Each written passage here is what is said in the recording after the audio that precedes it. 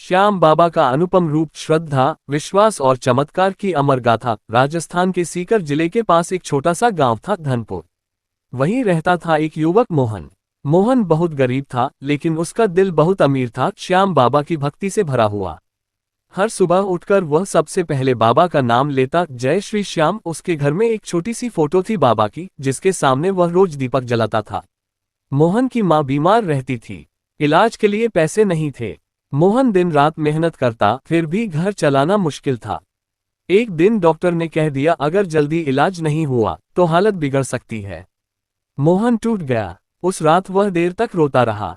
फिर उसने बाबा की फोटो के सामने बैठकर कहा, बाबा, मैंने आपसे कभी कुछ नहीं मांगा, आज पहली बार हाथ जोड़ रहा हूं, मेरी मां को बचा लो। उसकी आंखों से आंसू बहते रहे। पैदल यात्रा की शुरुआत कुछ दिनों बाद गांव में खाटू जाने की बात चली।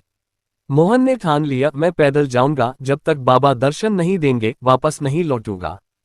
फटे जूते, कमजोर शरीर, लेकिन अटूट विश्वास।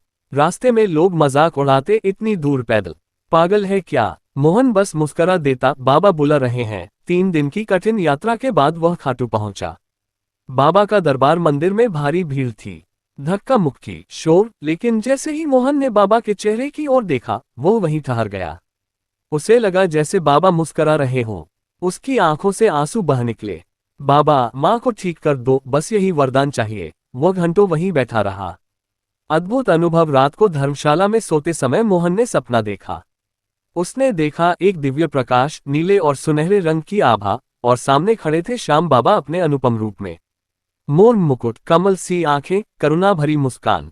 बाबा बोले, मोहन डर मत, तेरी माँ ठीक हो जाएगी, विश्वास मत छोड़ना। मोहन की नींद खुल गई।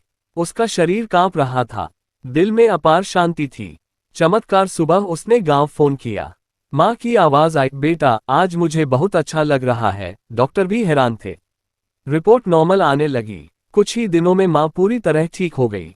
जीवन में बदलाव। खाटू से लौटकर मोहन ने मेहनत और भक्ति दोनों को साथ रखा। धीरे धीरे उसका छोटा सा काम बढ़ने लगा। एक सेठ ने उसकी ईमानदारी देखकर उसे साझेदारी दे दी। कुछ सालों में मोहन गांव का सफल व्यापारी बन गया, लेकिन उसने कभी घमंड नहीं किया। सेवा का मार्ग। मोहन ने गांव में एक छोटा सा मंदिर बनवाया, गरीबों के लिए दवा और भोजन की व्यवस्था की। वह कहता, जो मिला है बाबा का दिया है। हर साल खाटू जाकर वह बाबा के चरणों में शीश झुकाता। अंतिम संदेश। एक दिन गांव के बच्चों ने पूछा, भैया, बाबा कैसे दिखते हैं। मोहन मुस्कुराया और बोला, श्याम बाबा का रूप सिर्फ आंखों से नहीं दिखता, वह विश्वास में दिखता है, आंसुओं में दिखता है और सच्चे मन में बसता है। और फिर बोला, जिसने सच्चे दिल